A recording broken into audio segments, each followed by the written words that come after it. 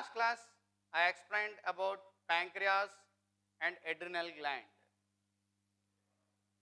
Now, in this class, we are going to be learn about feedback mechanism and some other glands like pituitary gland, endocrine glands, thyroid gland, ovaries and testes. Now, let us go to see about feedback mechanism. What is meant by feedback mechanism? As I said, to maintain the levels of hormones in required levels is called as feedback mechanism. The hormones are released time to time and absolute harmony is maintaining in our body. So, hormones, it should not be increased and it should not be decreased. When it is gets increased and automatically it brings down to the normal back. That is, we call it as feedback mechanism. The hormones are maintained in a required, in a desired quantities. That is called a feedback mechanism. I already explained about insulin. I explained. Insulin hormone, when the blood sugar levels are increased, automatically more insulin is produced and the excess carbohydrates are converted into glycogen and stored in the liver and bring down the sugar levels to normal. When sugar levels are becomes normal, insulin production will be stopped and comes to the normal. Whenever the carbohydrates are increased, more amount of insulin is produced. When the sugar levels are comes to normal, the insulin production and again it is comes to the normal. That is feedback mechanism. There is a wonderful feedback mechanism in our body. And the hormones should not be increased and should not be decreased. When it is increased, then automatically it will bring down to the normal. This is, we call it as feedback mechanism. Example, another example, adrenaline I said. When we feel an emotion, anger, then automatically more amount of adrenaline is produced in order to cope up that emotions and abnormal conditions. And that anger should not be persistent for long time. If anger persistent for long time, emotion persistent for long time, what happens? Our metabolic activities are increased and stable at that increased levels. As a result of what happens, all our body functions are affected. Sometimes it also leads to the death. So that's why over anxiety, more anger, more pleasure, that is not suitable to the body. It should be increased anger, for example. It should be, whenever we feel anger, it should be remains for few seconds or minutes, and again we have to become normal. Again the hormone becomes normal. If it is persistent for long time, metabolic activities are disturbed and sometimes it is also leads to the death. So this is, we call it as feedback mechanism. Now let us go to see about other endocrine glands. Pituitary gland. This is one of the endocrine gland. See, it is present location underside of the brain. This is the pituitary gland, underside of the brain, pituitary gland, underside of the brain. The location of pituitary gland is underside of the brain. It is attached to the hypothalamus with a small stalk. It is not a duct, small stalk. This is a pituitary. This is called as pituitary gland. Pituitary gland. Pituitary gland. Pituitary gland. So this is the way pituitary gland is one of the important gland. This is otherwise called a master gland of the body. And the other thing, this is also called as the bridge between the nervous system and endocrine system. Why? Because hypothalamus is attached to the hypothalamus. Hypothalamus is a nervous system, comes under nervous system. So whatever the instructions it is given by the nervous system, according to the instructions it is releases some of the hormones, and these hormones controls the remaining all other endocrine glands. So remaining all other endocrine glands such as thyroid gland, adrenal gland, where the ovaries, testes, all these are all under the control of pituitary gland. Pituitary gland controls remaining all other endocrine glands. So that's why this is called as master gland of the body. And this is also called as a bridge between the nervous system and endocrine system. It follows the instructions of nervous system, and according to that it produces some hormones and it activates the other endocrine glands. Without pituitary, other endocrine glands are will not function. I'll tell you, see example, the hormones which are produced from pituitary gland: somatotropic hormone, thyrotropin, gonadotropic hormone or gonadotropins, adrenocorticotropic hormone, luteinizing hormone, follicle stimulating hormone. Okay, now we'll see that. What is the use of a somatotropic hormone? It is useful for the growth. It is useful for the growth of bones. Growth of bones. Somatotropic hormone, it is useful for the growth of the bones. As a result of body growth is occurred because of somatotropic hormone. So according to this, if somatotropic hormone is becomes more, then automatically more growth is occurred in the limbs. As a result of person will grow tall, gigantism. If less hormone is secreted, then automatically growth becomes retarded, and it is called as a dwarfism. So it should be normal. Now thyrotropin. Thyrotropin hormone, it acts on thyroid gland. It acts on thyroid gland. The name itself it is revealing thyroid gland. It acts on thyroid gland and activate the thyroid gland. It activate the thyroid gland. Activate the thyroid gland. It activates the thyroid gland. Next, gonadotropic hormone. It is mainly gonadotropic hormone act on the testes and ovaries in the male and female, and it is useful for the activation. It is useful for activate the testis and ovaries. It activates the testis and ovaries.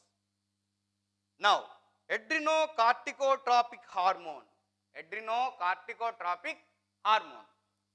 Adrenocorticotropic hormone act on adrenal gland, and it control and activate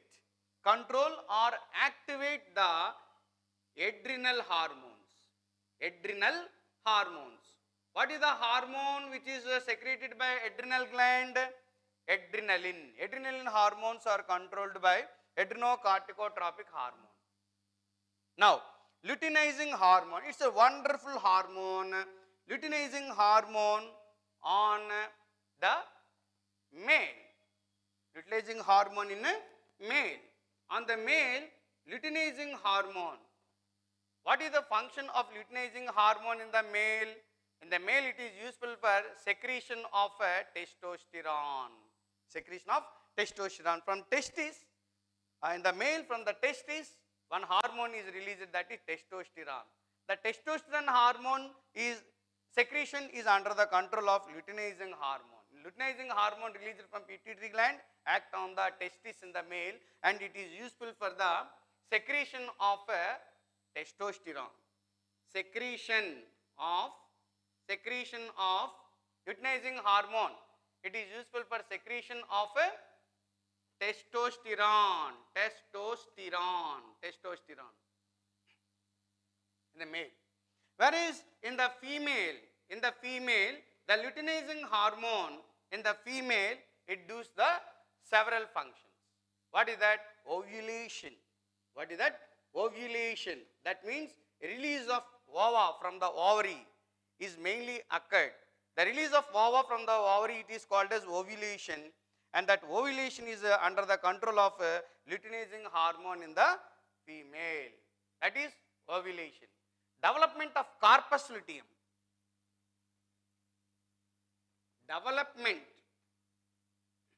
Development of corpus luteum. Corpus luteum. What is it in corpus luteum? In the ovary, after the release of ovum. So this is the Graafian follicle. A centrally placed cell, it is called as ovum. When the follicle is ruptured, the ovum is released outside. This is called ovulation. The ovulation is done by luteinizing hormone, LH hormone. Luteinizing hormone is otherwise called LH. After the release of ovum from the follicle, then the follicle is converted into a special structure. The special structure, it is called as corpus luteum. This corpus luteum, it is useful for, this is corpus luteum. This corpus luteum is useful for secretion of one hormone called as progesterone. So that is the use of corpus luteum. This is the corpus luteum. So this is the use of luteinizing hormone in the female. Not only this, it is also useful for secretion of progesterone. Secretion of progesterone. The luteinizing hormone in the male and in the female. Now let us go to see about follicle stimulating hormone. Follicle stimulating hormone, it is also released in both male and female function. Follicle stimulating hormone in the male, it has several functions. What is that? Yes, follicle stimulating hormone, it is useful for, in the male, secretion of spermatozoa. It is useful for the secretion of sperms. I mean spermatozoa. In the male, sperms are released, it is because of follicle stimulating hormone. If from the pituitary gland, follicle stimulating hormone, if it is not released, then automatically secretion of sperms will be decreased in the, from the testis in the male. So in the male, secretion of spermatozoa mainly depending upon the follicle stimulating hormone which is produced from the pituitary gland. Whereas in the female, it is useful for development of the follicles. This is follicle, Graafian follicle. So these Graafian follicles are developed by this follicle stimulating hormone in female. It is useful for development of Graafian follicles. It is also useful for secretion of estrogen. What is that? Estrogen. O-E-S-T-R-O-G-E-N. Estrogen. It is useful for development of secretion of estrogen, and it is also useful for the development of Graafian follicles in the ovary, and it is also useful for the milk production after childbirth. Now we will deal with thyroid gland. This is another endocrine gland, ductless gland. Thyroid gland, it is present location in the neck. Thyroid gland is present in the neck. You might have been experienced that some people they'll have a thyroid problem. It is because of thyroid gland. For the development of thyroid gland, we need an iodine element. If iodine is insufficient in our food material, then automatically thyroid gland, in order to increase their secretions, thyroid gland results in swelling. As a result of, the neck becomes swollen. This is called a simple goiter disease. So that is thyroid gland. It is present in the neck. What is the hormone secreted from thyroid gland? That is thyroxine hormone. Okay, then what is the function of thyroxine? Thyroxine, it is useful for the normal growth. Of course, the growth is occurred because of somatotropic hormone released from pituitary gland. I already explained. And growth is also regulated by thyroxine released from thyroid gland. So this is useful for the normal growth. and also it is useful for increasing the metabolic activities. So, thyroid gland releases the thyroxine. If thyroxine becomes in excess amount in our body, in the blood, then it is leads to the more metabolic activities. This is leads to the increasing the metabolic activities. Some people, because of increasing of thyroxine, some people they will feel self pulsation of heart. Not only that, some other metabolic activities also increases, that is BP is increases, that means blood pressure, and heartbeat is increases, and arteries dilation it is occurred, like that the metabolic activities all are increases because of thyroxine. So this is about the thyroid gland. Now let us go to see about another endocrine gland, that is ovary. Ovaries, it is present only in the female. Till now, whatever I explained, the endocrine glands, pituitary gland present in both male and female, whereas the thyroid gland present in both male and female, whereas adrenal gland present in both male and female, pancreas present in both male and female, but this is a gland which is present specially in the female, that is ovary. It is a reproductive organ also. So ovary, it is present in the female. Where it is present? Location in the abdominal cavity. Abdominal cavity. I mean lower abdominal cavity. Location of lower abdominal cavity. Abdomen from here to here.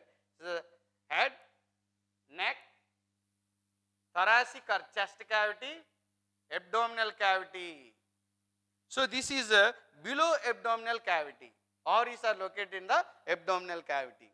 What is hormones? What are the hormones produced from ovary? Two hormones are produced from ovaries, that is one is estrogen and other one is progesterone. Okay. Now we'll go to see about the functions.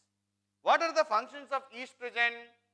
Estrogen, it is useful for the growth of uterus. You know that in the female, the uterus is present in the female. This uterus is development, it is occurred because of the estrogen hormone. This is the now, and another thing is it is also useful for the skeletal development. That means growth is in the female is also occurred because of estrogen, and it is also useful for development of pelvic girdle. Pelvic girdle. If you see the pelvis in the male, it is little bit narrow, whereas in the female the pelvic girdle is little bit wide. It has to be developed. That is very important. Widening of pelvis, it is occurred because of estrogen.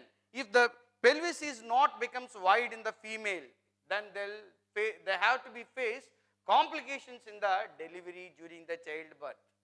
So that is the reason why these are all our pre-preparations occurred because of these hormones produced from the endocrine glands, especially ovary. So pelvic girdle is also increased, developed because of estrogen hormone. This is not only this, estrogen hormone is also control the 28 days menstrual cycle is also under the control of the estrogen. Estrogen not only serves the growth of uterus, skeleton and pelvic girdle and menstrual cycle, it is also useful for the development of secondary sexual characters in the female. That means characteristic hair growth in the armpits. Another one is progesterone. Progesterone, it is also useful for the delivery. It is useful for the settlement of embryo at the walls of uterus during the pregnancy time. If progesterone is not produced, then automatically female subsequently and frequently they will be affected to the abortions. So lack of progesterone leads to abortions in the female. So these are all are the functions of estrogen, progesterone hormones produced from ovary, endocrine gland. Now let us go to see about in our syllabus the last gland, testis. Testis, it is only present in the male. Only present in the male. Of course, what is the location of the testis? It is present in the scrotal sacs below the abdominal cavity. Okay, now what are the hormones produced from the testis? Testosterone hormone. What is that hormone? Testosterone hormone. Then what is the function of testosterone? testosterone, it is useful for the development of secondary sexual characters. That means when we reach above 18 years of age, we become adolescents. From the adolescence age onwards, the testosterone hormone is produced from the testes, and it is useful for development of secondary sexual characters like the hair growth on the arms and on the chest and on the armpits and on the genital organs. The hair is developed because of testosterone hormone. And you might have been observed that when we come to the teen age, the boy's voice it is changed. Male voice is changed. They become bass voice. Bass voice, it is because of testosterone. Characteristic hair growth, mustache, beard, all these are all developed because of testosterone hormone. If testosterone hormone is not produced, then automatically male characters are not developed. Male characters are not developed, and they are also become impotent. That means sterile. They become impotent, sterile. Okay. So these are all about endocrine glands. Okay, ma. We will have all the endocrine glands at a glance through the slide. Okay, students. Now we will have all endocrine glands at a stretch. Pituitary gland, see there, it is a floor of brain. Somatotropic hormone, thyrotropin, whereas gonadotropin, adrenocorticotropic hormone, luteinizing hormone and follicle stimulating hormone.